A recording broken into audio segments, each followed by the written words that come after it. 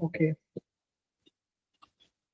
उसके बाद है हमारे पास chikungunya, high fever, severe arthritis, less bleeding, dengue fever, dengue high fever, haemorrhage, thrombocytopenia, break bone fever, bone का फीवर, जॉइंट का पेन, सॉरी जॉइंट अपना, हाँ, बोन का पेन, डेंगू, जॉइंट का pain, chikungunya, simple as that, joint swelling, chikungunya, haemorrhage, dengue, thrombocytopenia, dengue. Okay, pharma PPI के side effect, headache, diarrhoea और constipation, hypomagnesemia, vitamin B12 deficiency, long term, increased risk of fractures and C. difficile infection। इसलिए क्योंकि PPI जो है वो आपके proton pump inhibitor होते हैं, एसिड बंद हो जाएगा तो आपको बैक्टीरिया जो है वो ज्यादा हिट करेंगे, जैसे आपका क्लोस्ट्रिडियम डिफिसिल का बैक्टीरिया जो है वो आपको ज्यादा हिट करता है। उसके बाद B12 डेफिशिएंसी, मतलब मुझे याद आ रहा है एसिड रिक्वायर्ड होता है इंट्रांसिक फैक्टर और B12 को सेग्रीगेट करने के लिए आर फैक्टर कुछ होता था। खैर इतना रटा मान लो कि B12 की डेफिशिएंसी हो, ठीक है। तो क्या PPI is an adverse headache, diarrhea, constipation, hypomagnesemia, B12 deficiency in case of long-term use, increased risk of fractures and Clostridium difficile का infection। विटामिन डी के डोज एंड वैल्यूज, डेली जो required daily जो adult dose है वो आपका होता है 600-800 international unit per day, 600-800 international unit per day. Deficiency treatment 50,000 international unit weekly for 6 to 8 weeks, then maintenance। Deficiency treatment 50,000 international unit आपको weekly लगाने हैं, हर हर हफ्ते 6 से 8 हफ्ते के लिए, और उसके बाद मेंटेनेंस डोज लगाना है। नॉर्मल सीरम जो आपका विटामिन डी लेवल होना चाहिए, 25 हाइड्रोक्सी डी जो लेवल होना चाहिए वो आपका, जो एक्टिव विटामिन डी तो 125 डायड्रोक्सी खोल कैसे तोल होता है, यहाँ पर जो 25 हाइड्रोक्सी विटामिन डी के लिए पूछा है वो आपका 30 से लेकर 100 nanogram per ML normal serum vitamin D का डोज है, कंसेंट्रेशन है, ऐसे याद कर लो।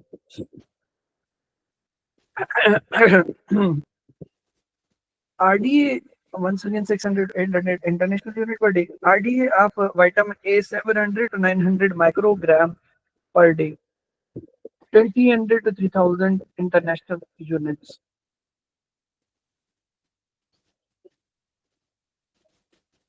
उसके बाद है चिल्ड्रन डेफिशिएंसी ट्रीटमेंट। डब्ल्यूएचओ जो आपको सजेस्ट करता है, अगर चाइल्ड ग्रेटर देन 12 मंथ्स का है तो 2 lakh international unit single dose for 2 days लगाते हैं, ठीक है। और उसके बाद आपका जो लेस देन 12 मंथ्स होता है उसमें 1 lakh unit single dose for 2 days. Again उसके बाद 6 महीने से भी कम का बच्चा, पहले 12 महीने से ज्यादा बच्चा, फिर 12 महीने से कम, अब 6 महीने से कम, उसमें हम लगाते हैं 50,000 unit single dose for 2 days. 6 महीने से कम 50,000 यूनिट, 6 महीने से ज्यादा 1 लाख यूनिट, 12 महीने से ज्यादा 2 लाख यूनिट सिंगल डोज में इतना, ऐसे 2 दिन के लिए डोज देने होते हैं, ठीक है। नॉर्मली हम यही बताते हैं बस, तो यहाँ इन्होंने लिखा है।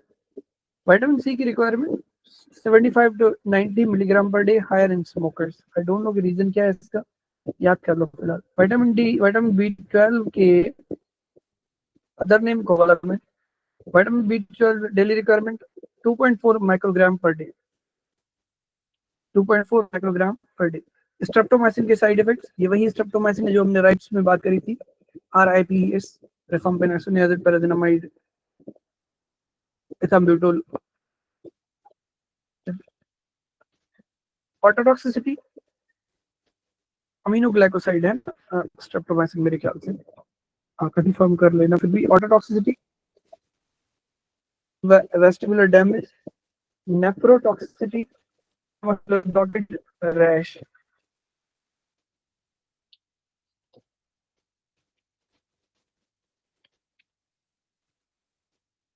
स्ट्रेप्टोमाइसिन इज एन अमीनोग्लाइकोसाइड, बिल्कुल। टोब्रामाइसिन, अमिकासिन, नियोसिन, जेंटामाइसिन, ठीक है ठीक है। Gentamicin, neomycin, amikacin, tobramycin, streptomycin.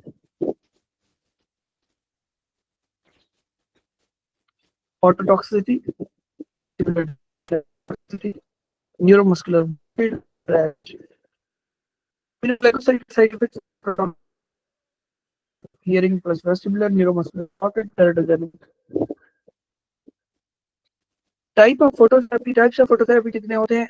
Conventional phototherapy, blue fluorescent lamp, fibre optic phototherapy, ब्ली blanket, LED phototherapy, intensive phototherapy, high irradiance with multiple lights. अब ये phototherapy के types हैं। फोटोथेरेपी हम मल्टीपल चीजों में यूज करते हैं, नीचे नॉट लिखा हुआ है। In which condition cold phototherapy is used, in which condition is cold phototherapy rarely used now, mentioned in psoriasis and skin conditions historically. For neonates, standard blue light is used, no gold. So if asked in interview, historically in dermatology, not for neonatal jaundice. यही बताना चाह रहा था, ऊपर में जब रुक गया बोलते बोलते, क्योंकि मैंने सोरियासिस देखी नीचे, मैं क्या ये इन्होंने क्या लिखा हुआ है।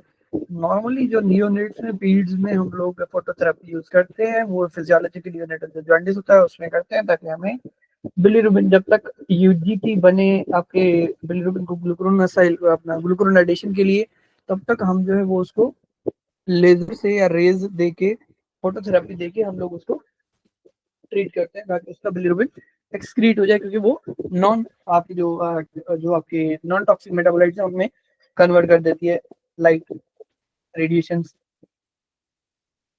बिलीरुबिन को, ठीक है ओके। उसके बाद है आपका paediatric and neonatal types of phototherapy. Once again, conventional phototherapy, blue fluorescent lamp जो सबसे ज्यादा यूज की जाती है, फाइबर ऑप्टिक फोटोथेरेपी, ब्ली ब्लैंकेट, उसके बाद LED phototherapy, intensive phototherapy, high radiance with multiple lights. Jaundice and neonatal jaundice. Jaundice, yellow discoloration due to increased bilirubin. Neonatal jaundice type physiological, appears after 24 hours, resolves in pathological less than 24 hours onset, very high bilirubin, persist for greater than 4 weeks. For days,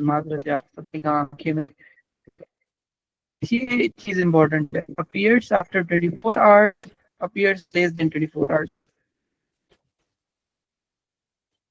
physiological jaundice 24 घंटे के बाद आता है, pathological jaundice 24 घंटे के अंदर अंदर आता है। ये परसिस्ट करता है लेकिन 10 डेज, ये परसिस्ट करता है 2 हफ्ते से ज्यादा, क्योंकि ये रिजॉल्व हो जाता है। पैथोलॉजिकल विदाउट ट्रीटमेंट रिजॉल्व नहीं होता। Very high bilirubin. Haemolytic jaundice, जब आपको एबीओ या आरएच इनकॉम्पेटिबिलिटी हो। Breast milk jaundice after 1 week due to substances in milk. ये इम्पोर्टेंट इसलिए कि इसका सवाल मैंने स्टेप 1 के यू वर्ल्ड पे भी किया है। देखना पड़ेगा, इसको थोड़ा सा देखना पड़ेगा।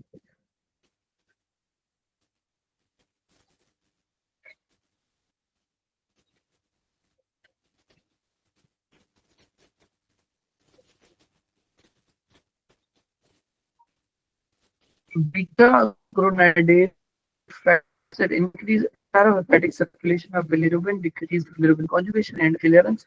Otherwise healthy होता है, feeding well, gaining weight, breastfeeding jaundice, which appears in the first week due to poor intake or dehydration. Beta glucuronidase एक एंजाइम है जो आपके इंटरहेपेटिक सर्कुलेशन ऑफ बिलिरुबिन को देता है, बस इतना याद करना, जिसकी वजह से बिलिरुबिन अपना कॉन्जुगेशन और क्लियरेंस कम होती है। यूजुअली बिनाइन होता है, continues for weeks but resolves by 12 weeks. Continue breastfeeding, दूध पिलाते रहो उसको। Phototherapy if bilirubin rises to high levels। और अभी तुम लोग पढ़ के आए फोटोथेरेपी के कितने टाइप्स हैं।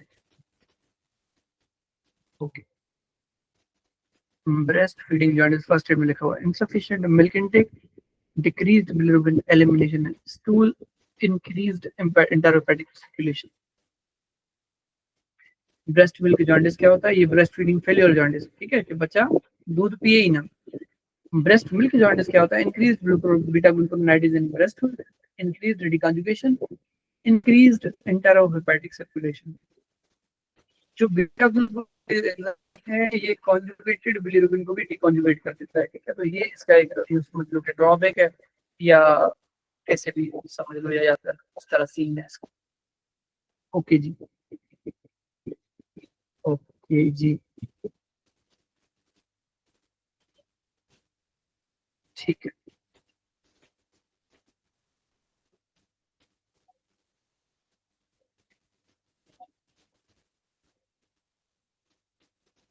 General medicine, major absorption occurs in which part of intestine jejunum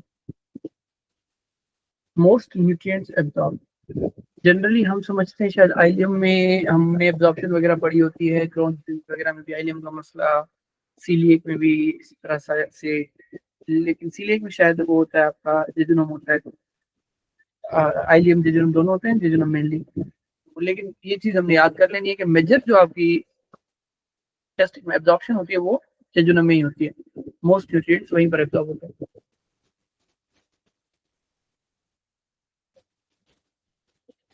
Bile and vitamin B12 absorption occurs at which part of the intestine? Bile and vitamin B12 की absorption occurs at which part of small intestine, terminal ileum? ये तो पुरानी बात है, bile और B12, क्योंकि fats आपके सारे टर्मिनल आइलियम होते हैं, B12 टर्मिनल आइलियम होता है। Bronze man syndrome in treatment, seen in hematochromatosis, bronze man syndrome haemochromatosis होता है, हेरेडिटरी हेमोक्रोमेटोसिस। आयरन का ओवरलोड होता है क्योंकि हेप्सिडन कम होता है। हेप्सिडन नॉर्मली आयरन की एब्जॉर्प्शन को रेगुलेट करता है। अब अगर आयरन की एब्जॉर्प्शन रेगुलेट नहीं होगी, आयरन बहुत ज्यादा एब्जॉर्ब हो जाएगी, और जब आयरन बहुत ज्यादा एब्जॉर्ब हो जाएगी तो हेरेडिटरी हेमोक्रोमेटोसिस हो जाएगी। एचएफई जीन में म्यूटेशन होती है, ठीक है, एचएफई जीन म्यूटेशन होती है, क्रोमोसोम नंबर 6 पे, जितना मुझे याद आ रहा है। और उसके बाद आपने ये इसमें याद कर लेना है कि स्किन पिगमेंटेशन होगी, डायबिटीज होगी, ब्रॉन्ज डायबिटीज बोलते हैं इसको। और उसके बाद आपका सिरोसिस हो जाएगा, लिवर में डिपोजिशन ऑफ द आयरन की वजह से। Okay, phlebotomy is the treatment of choice. उसके बाद आपका आयरन चिलेटर्स, डेफ्रोक्सामिन। फ्लेबोटमी यही होती है कि आप माइनस बॉडी से आयरन कम हो जाता है आपकी body, लेकिन कंट्रोल होती है वो इतनी, वो बिल्कुल सेटिंग्स में प्रॉपर मेडिसिन सेटिंग्स नहीं होगा। Okay, types of hernia, indirect, direct, most common. Okay, inguinal hernias are the most common, indirect or direct. Femoral, umbilical, epigastric, incisional, hiatal, sliding, paraplegia. Hernia is a whole is a topic ही अपने आप में एक बहुत बड़ा topic है और इसको पढ़ना है अच्छे से। Rare obturator, Spegelian or lumbar. Differences between epigastric and diaphragmatic hernia. Epigastric hernia defects in linea alba above umbilicus, protrusion of pre-peritoneal fat and omentum. Epigastric hernia defect in linea alba above umbilicus, protrusion of pre-peritoneal fat and omentum. Diaphragmatic hernia defect in diaphragm, abdominal contents herniate into thorax, congenital Bochdelic, Morgagni, acquired में trauma. ये आपके diaphragmatic hernia के बारे में बता रहे हैं कि एक आपका जो आपके एपिगेस्ट्रिक और डायफ्रेगमेटिक हर्निया में डिफरेंस क्या है कि अगर लाइन हो तो आपका एपिगेस्ट्रिक हर्निया होती है, जिसमें प्री पेरिटोनियल फैट और ओमेंटम बाहर आ जाता है। लेकिन अगर आपका डायफ्राम में डिफेक्ट हो, यानी आपका प्लूरोपेरिटोनियल मेम्ब्रेन जो फर्स्ट एड में लिखी हुई है उसमें डिफेक्ट हो, तो एब्डोमिनल कॉन्ट्रैक्ट सर्निट करके आते हैं और वो भी थोरेक्स में जाते जाते हैं। कॉन्जेनिटल हो उसको बॉक्डेलिक बोलते हैं, अक्वायर्ड हो तो मोर्गेगनी, ट्रॉमा की वजह से। बच्चे को बॉक्डेलिक, ठीक है, मर्द को यानी अडल्ट मर्द को मोर्गेगनी, because of acquired. Okay, not gender specific, ऐसे निमोनिक बनाने के लिए। Okay, how to diagnose hernia, how to diagnose hernia, clinical और इमेजिंग। क्लिनिकल में visible swelling, cough impulse and reducibility. Cough करवा के देखते हैं कि आप हाथ रख के जहाँ भी जो भी जिस भी रीजन की hernia है, स्वील इंग्वाइनल में हाथ रखते हैं इंग्वाइन पे और आप पेशेंट को बोलते हैं कफ करें। अगर बल्ज आउट होता है तो हर्निया है, रेड्यूसिबल है या नहीं है वो भी शो करता है कि स्वेलिंग जो है वो हर्निया की वजह से या किसी और चीज की वजह से है। ओके।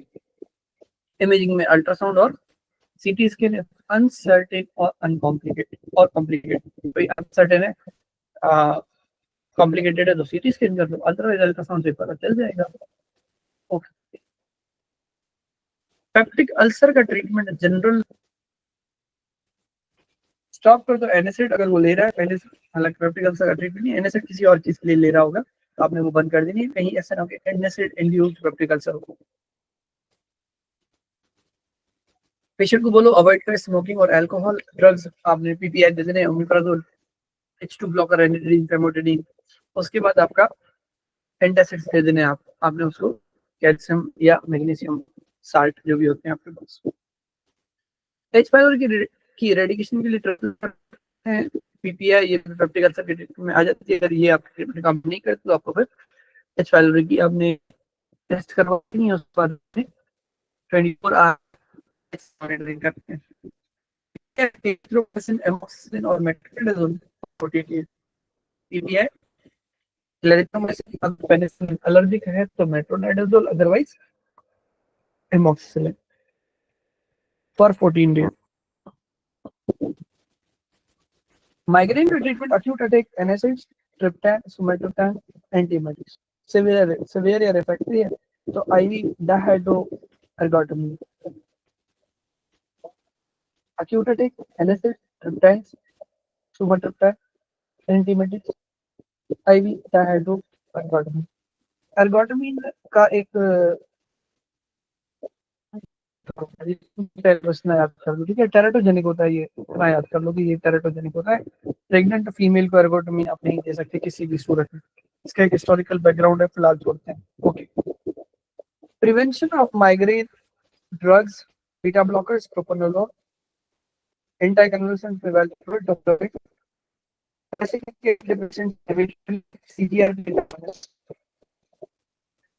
सीटीआरपी आपका इंफ्लेमेटरी मीडिएटर होता है जो पेन है। Left regular migraine, sleep disturbance, right, like sound, hormonal changes, food, cheese, chocolate, caffeine, alcohol. What will you do in poisoning discharge or immediately gastric or acute charcoal? अगर early है तो monitor करो LFTs, आइनअप, antidote दे दो, N acetylcysteine. Antidote for paracetamol poisoning में N acetylcysteine restores glutathione, prevents liver damage. पूरा एक मैकेनिज्म है, पढ़ना पड़ेगा स्टेट से यू अच्छे से पढ़ लेना फ्री टाइम में। Examples of haemolytic anaemias, intrinsic में inherited sickle cell anaemia, thalassaemia, डिस्फीरिया deficiency, hereditary sclerosis. Examples of haemolytic anaemia, intrinsic में inherited sickle cell anaemia, thalassaemia, डिस्फीरिया डेफिशिएंसी, हेरेडिटरी सिफरोसाइटोसिस। एक सेकंड।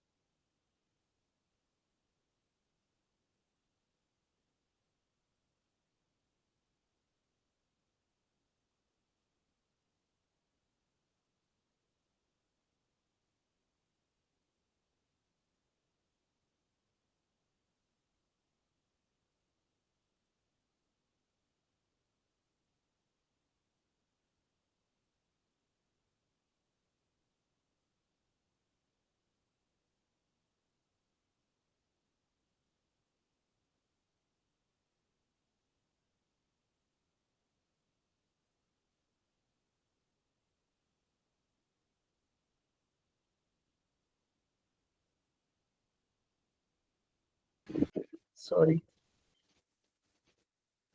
चलें। Examples of hemolytic anemia are intrinsic, inherited sickle cell anemia, thalassemia, deficiency, hereditary spherocytosis, and extrinsic में acquired autoimmune hemolytic anemia, malaria, microangiopathic hemolysis। ठीक है, autoimmune haemolytic anaemia, malaria, microangiopathic haemolysis, उसके बाद sickle cell anaemia, thalassaemia, G6PD deficiency, hereditary spherocytosis, ये आपके inherited example है, रखा मार लो, याद कर लो, जान लो। Types of sickle cell disease में सिकल सेल ट्रेट होता है, सिकल सेल डिजीज होती है। ट्रेट माइल्डर होता है, ये सीवियर होता है। यहाँ पर हेटेरोजाइगस होता है तो एक नॉर्मल जीन होती है जो आपको बचा लेती है, यूजुअली एसिम्प्टोमेटिक होता है। होमोजाइगस में दोनों जीन्स आपकी जा चुकी होती हैं, ऑटोसोमल रिसेसिव होता है। उसके बाद आपका सीवियर वेसोक्लूसिव क्राइसिस आते हैं, haemolytic anaemia variant, haemoglobin S C disease, haemoglobin S और बी थैलेसीमिया। ये ऊपर वाले की बात कर रहा है, हाँ सॉरी, ऊपर वाले की भी, ये ऊपर वाले की बात नहीं कर रहा। Sometime sickle cell with haemoglobin C disease के साथ होता है, sometime sickle cell with beta thalassaemia के साथ आता है, ये उसकी बात कर रहे हैं। Okay, corneal stromal location, middle thick layer of cornea between Bowman's membrane, anterior and Descemet's membrane, posterior। corneal stroma के location, middle thick layer of cornea between Bowman's membrane, anterior and Descemet's membrane, posterior। Cornea में 5-6 layers होते हैं, layers of cornea. 5 layers होते हैं जो आपके normal books में लिखे होते हैं, लेकिन एक छठी लेयर है जो रिसेंटली डिस्कवर्ड है, दुआज लेयर। दुआज लेयर जो है वो छठी डिस्कवर होती है, ये देखो लिखा हुआ है, some texts add 6 layer, Dua's layer between stromal and Descemet, but classically 5 layers are described. Epithelium जो है वो आपका सबसे पहले non keratinised stratified squamous epithelium, protective barrier, Bowman's layer, acid collagen layer provides strength, stroma thickest layer, regularly arranged collagen plus keratinocytes transparency के लिए, Descemet's membrane, basement membrane of the endothelium very strong and elastic, endothelium single cell layer, maintains properly attention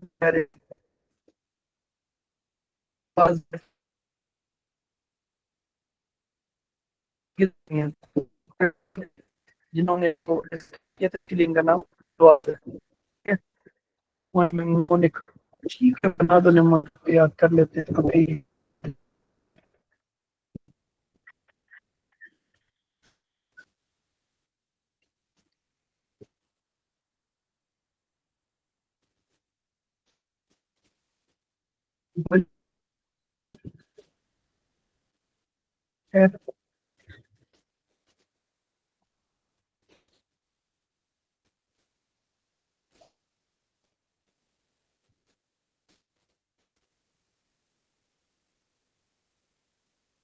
चलो ठीक है,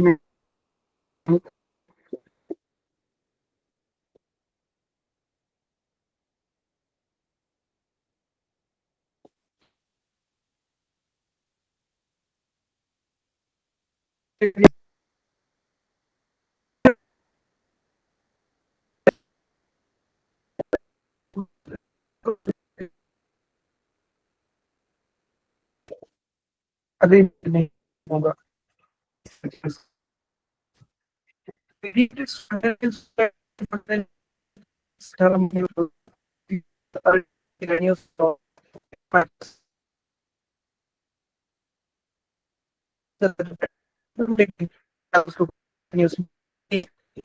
जोड़ने को बोलते हैं या आपकी बोन माइक्रोस्कोपी भी है, होता है 6 से 8 वीक ऑफ लाइफ पे बंद हो जाता है। इंटरमीडिएट फीवर जो होता है उसमें टेम्परेचर राइज करता है, फॉल करता है, normal in between, for example malaria. Relapsing fever क्या होता है, फीवर एफेब्राइल पीरियड ऑफ डेज। यहाँ पर भी एक सिंगल डे तो तुम्हें मिल जाता है, कुछ टाइम मिल जाता है, थोड़ा बहुत 4-5 घंटे, 6 घंटे, 8 घंटे मिलते हैं, डेज नहीं मिलते। अगर डेज तो बोरेलिया इन्फेक्शन का क्लासिफिकेशन, बोरेलिया बगडॉर्फरी डिजीज, ये रिलैप्सिंग वर्सेस इंटरमिटेंट। मलेरिया जिसमें कम हो सकता है, लेकिन अगर आपका फीवर आता है फिर कुछ दिन आपको सुकून देता है, फिर आता है Borrelia burgdorferi Lyme disease. Metabolic and liver, metabolic and liver, copper deposition in liver और आईज, ठीक है, विल्सन डिजीज बोलते हैं इसको। ATP7B का मसला होता है, कॉपर बाहर नहीं जा पाता, बी फॉर बाहर। ATP7A का मसला होता है, कॉपर अंदर नहीं आ पाता, एब्जॉर्प्शन नहीं हो पाती, तो उसको कहते हैं मेनकीज डिजीज, जिसमें कॉपर डेफिशिएंसी होती है, एब्जॉर्ब नहीं हो पाता, इसमें बाहर नहीं जा पाता, तो विल्सन डिजीज डिपॉजिट हो जाता है। ट्रीटमेंट पेनिसिलिन ट्रायल, चीलेटर्स होते हैं जो बाइंड करते हैं कॉपर के साथ, जिंक एब्जॉर्प्शन को कम करता है। इससे ज्यादा liver and spleen in pancreas, liver and leads hemochromatins, कि भाई एक्सेस आयरन डिपॉजिशन लिवर और स्प्लीन के बाद कौन से ऑर्गन की होती है? पेनक्रियास, हार्ट, एंडोक्राइन ग्लैंड, कौन से कंडीशन में? आपके हेमोक्रोमेटोसिस में, ठीक है।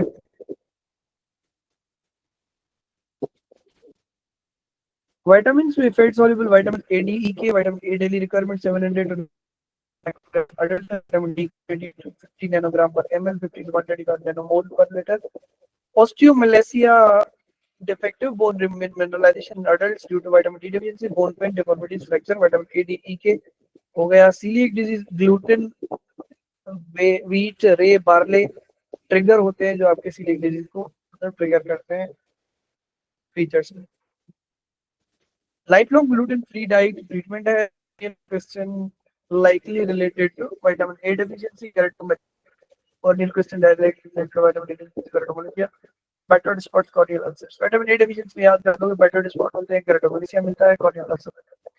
इन्फेक्शन, मीजल्स और चिकन पॉक्स, मीजल्स में कॉपलिक स्पॉट्स मिलते हैं, rash from face to trunk, जबकि जो चिकन पॉक्स है उसमें सक्सेसिव क्रॉप्स होते हैं, सेंट्रीपिटल डिस्ट्रीब्यूशन होती है, वेसिकल्स मिलते हैं जो क्रस्ट करते हैं, जो हार्ड बन जाते हैं, जैसे इम्पार्टिको में नहीं होता उस तरह से ये हार्ड बन जाते हैं। वेसिकल जहाँ भी है, चिकन पॉक्स, हर्पीस, इस तरफ चले जाना है। वेरिसिला zoster virus, herpes simplex virus 3 होती है, ठीक है, HHV3, नॉट हर्पीस सिम्प्लेक्स, बस ह्यूमन हर्पीस वायरस 3 होती है। HHV1, HSV1, HSV2 और HHV3 होती है वेरिसिला जोस्टर वायरस, जो चिकन पॉक्स करवाती है। PCV, Zika virus flavi virus है, इजिप्टी से जाती है, fever, rash, conjunctivitis, arthritis, congenital microcephaly, सब कॉर्टिकल रीजन होती है बेबी को। प्रेग्नेंट फीमेल ट्रैवल की हिस्ट्री सब ट्रॉपिकल सब ट्रॉपिकल क्लाइमेट रीजन से, यही ये एम्बैरेसिंग को इज अ कॉम्प्लिकेशन आगे जाके, या मे बी एसोसिएशन। बुलियन बारे में पढ़ते हैं कुछ लोग, बुलियन बारे, GBS ascending paralysis. Haematology, RBC deficiency, anemia, platelet deficiency, thrombocytopenia, leukopenia, prone to infections. You said leukemia or lymphoma, not wrong, but better is to say neutropenia or leukopenia. That's why WBC deficiency को leukemia lymphoma नहीं बोलना, but एक sense में ठीक है, but ठीक है, leukaemia lymphoma में बढ़ जाते हैं WBC का नंबर, नॉट डेफिशिएंसी, वो डिसफंक्शनल होते हैं, वो अलग बात है, ठीक है, but neutropenia leucopenia is a good to say. Neuro hypothalamus का फंक्शन क्या होता है? Homeostasis, controls thirst, hunger, temperature, circadian rhythm, endocrine via pituitary and autonomic regulations. Obstetrics and gynae, lower segment C-section के indication is cephalopelvic disproportion, CPD, previous C-section, fetal distress, severe preeclampsia or eclampsia, placenta previa, malpresentation, transverse oblique, malposition occipito-posterior, breech presentation, classical C-section के indication, preterm with poorly formed lower segment, anterior placenta previa with abnormal vascularity, elective hysterectomy, transverse lie with ruptured membranes, postmortem C-section if fetus viable, uterine abnormalities, for example, large fibroids. Malaria के types, Plasmodium falciparum, Plasmodium vivax, Plasmodium malari, Plasmodium ovale, Plasmodium knowlesi. Transmission treatment, cerebral malaria, malaria as a whole हमने topic पढ़ना है। Dog और cat के bites, immediate wound wash plus rabies vaccine plus HRIG, if category 3 ठीक है, ये categories होती है डॉग बाइट की, इसको हम पढ़ेंगे फिर बाद में। साइनाइड पॉइजनिंग, बिटर एल्बिट स्मेल ट्रीटमेंट में amyl nitrite, sodium nitrite, thiosulphate, hydroxocobalamin. Lethal poisoning, opioid organophosphates, cyanide, decay के causes, missed insulin infection, MI stroke, MI के causes atherosclerosis, thrombosis, vasospasm, cocaine, snake bite, first aid, ASV, anti-snake venom, anti-venom, supportive care, scorpion sting, pain management, prazosin. Common eye question, cataract, glaucoma, uveitis, conjunctivitis. Okay. Maternal and child health, neonatal mortality rate, ठीक है, ठीक है। APH PPH causes, ठीक है।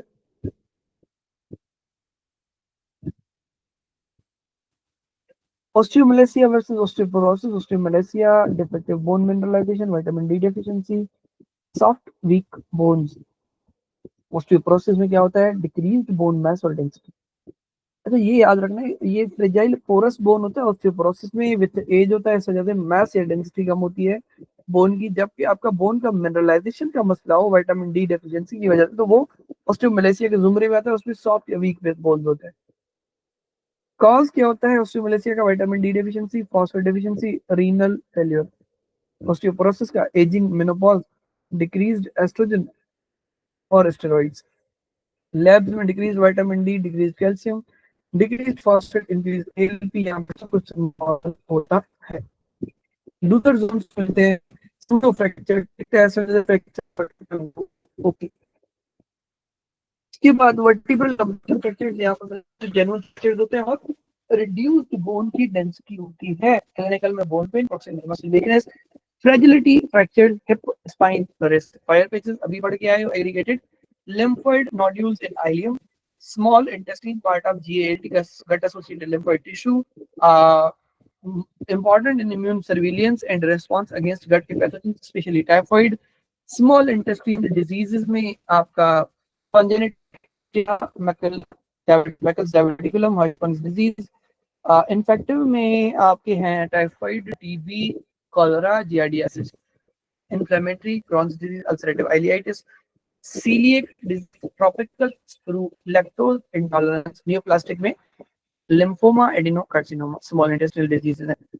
Typhoid enteric fever होता है, Salmonella typhi, gram negative bacillus, transmission faeco oral, contaminated food or water, 7 to 14 days incubation period है। Step ladder fever आता है, abdominal pain, constipation, sometimes diarrhea।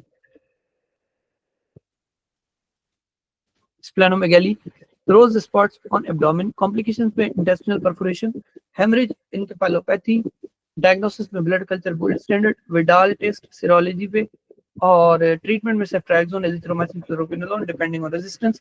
Prevention में typhoid vaccine, sanitation and clean water. यहाँ पर हमारा file होता है complete.